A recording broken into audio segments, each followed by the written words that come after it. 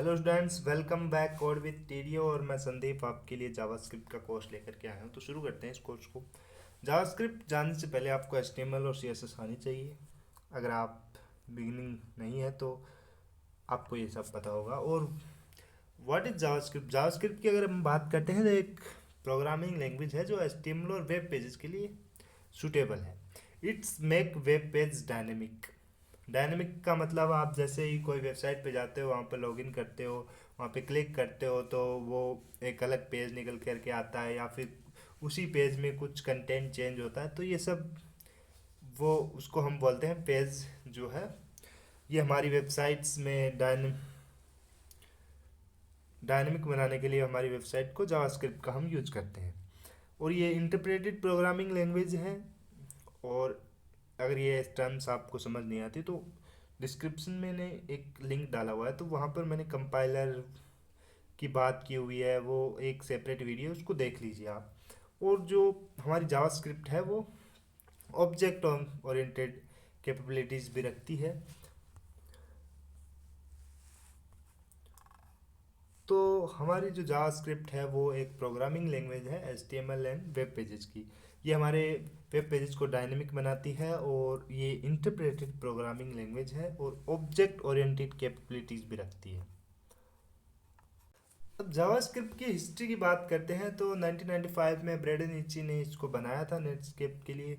और live script इसका जो है उस टाइम पर वो जो है नाम रखा गया था। फिर इसको जावास्क्रिप्ट में चेंज किया गया था। तो इसके बीच जो मेथ थी वो ये थी कि उस टाइम पर जावा बहुत ही पॉपुलर लैंग्वेज थी, और उस मार्केटिंग स्ट्रेटजी के तहत इसको लाइव स्क्रिप्ट की वजह से सिर्फ नाम चेंज करके के इसका जावास्क्रिप्ट कर दिया गया, ताकि एक लोगों के बीच फैल सके। जो है लैंग्वेज आज तो बहुत ही ज़्यादा पॉपुलर है, आप देख सकते हैं। लेकिन उस टाइम पर इसको मार्केट कवर करने के लिए इसका नाम जावास्क्रिप्ट किया गया। और फिर एक्मा स्क्रिप्ट की अगर हम बात करें तो ये जावास्क्रिप्ट का एक्सटेंडेड है। एक्मा स्क्रिप्ट अभी फ़िलहाल जो है ये 6 चल रही है, यानी एक्मा स्क्रिप्ट 6th वर्जन उसका आ चुका है।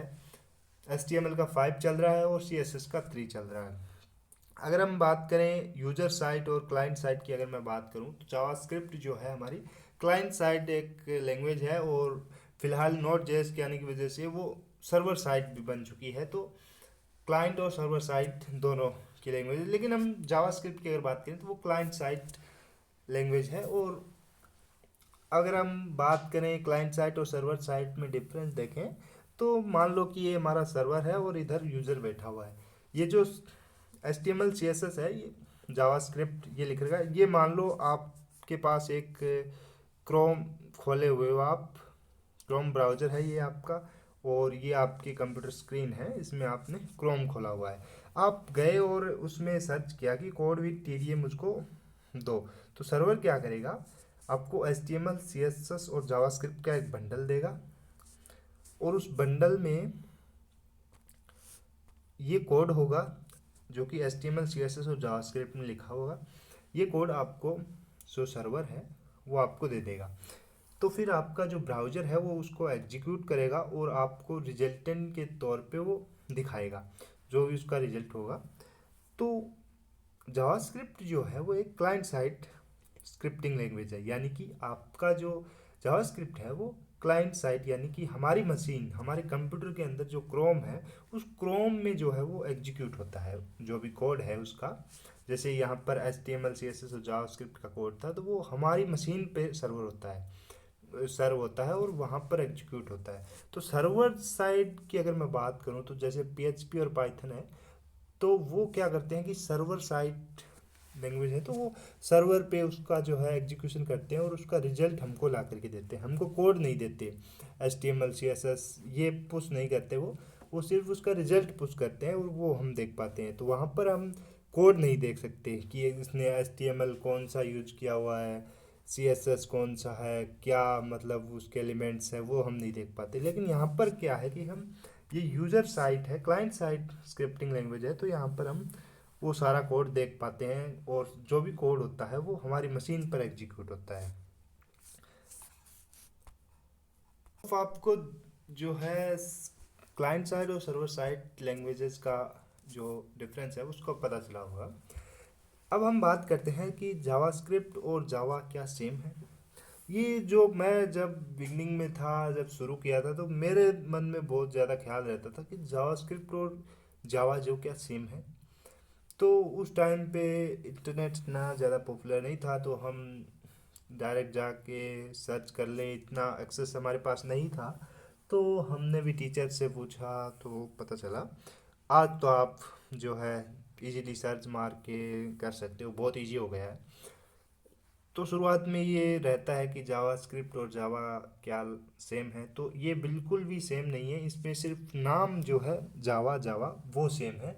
इनके जो कंसेप्ट्स हैं, जो कोडिंग सिंटेक्स हैं, वो बहुत ही डिफरेंट है, बिल्कुल भी सेम नहीं है। तो इसका जो आंसर है वो सिंपली ये है कि Java and JavaScript are not a same, this is absolutely different. अगर हम बात करें एडवांटेज ऑफ जावास्क्रिप्ट की, तो वो हो जाएगा, फर्स्ट हमारा ये हो जाएगा कि क्लाइंट साइड एग्जीक्यूशन होता है। यहाँ पर जो जितना भी कोड है वो हमारी मशीन पर एग्जीक्यूट होता है। और सेकंड एडवांटेज जो सबसे इम्पोर्टेंट है वो ये है कि वैलिडेशन ऑन ब्राउज़र।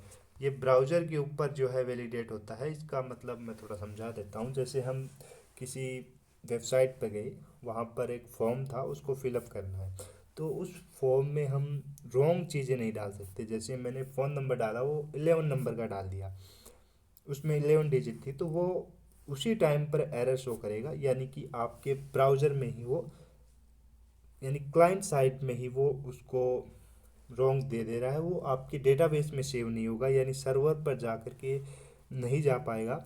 वो तभी जाएगा जब आप उस फॉर्म में हर चीज़ जो उनको चाहिए वो डालोगे और सही डालोगे, तभी वो हो पाएगा।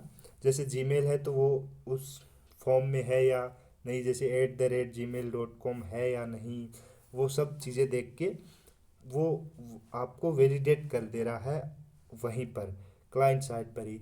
वो सर्वर में नहीं जा पा रही हैं। इसकी वजह से बहुत सारी दिक्कतें जो हैं वो रुक जाती है। जैसे पहले आपने फॉर्म भरा, वो गलत भर दिया, फिर वो सर्वर पे जाके चेक होगा, वो नहीं है। आपके जो है आपकी मशीन में ही वो चेक हो जाता है। तो इससे बार बार डाटा आपके सर्वर तक नहीं जाता, जिससे बैंडविड्थ वगैरह की प्रॉब्लम्स नहीं हो पाती। उसके लिए वो अच्छा रहता है। तो ये एक बहुत अच्छी चीज़ है हमारे जावास्क्रिप्ट में, विकी ब्राउज़र में ही आपको वैलिडेट हो जाता है। और इजी लैंग्वेज है। आप जब इसको शुरू करोगे तो थोड़ा हार्ड लगेगी, लेकिन बहुत इजी लैंग्वेज है। डिसएडवांटेज की बात करें तो ये लेस सिक्योर है, यही इसका डिसएडवांटेज है, क्योंकि ये क्लाइंट साइड लैंग्वेज है। इसमें जो कोड है वो हमारी मशीन पर एग्जीक्यूट होता है, तो ये बहुत ही लेस सिक्योर है। और भी बहुत सारे कारण हैं जो कि हम आगे डिस्कस करेंगे एक सेपरेट वीडियो में। तो thank you for watching this video and we cover all introduction about JavaScript. और अगर आप जावास्क्रिप्ट को हिस्ट्री जाननी है तो आप विकीपीडिया पर जा सकते हैं, वहाँ पर आपको बहुत इस वास्ट नॉलेज मिल जाएगा। आपको वहाँ पर बहुत सारी चीज़ें। तो thank you for watching this video.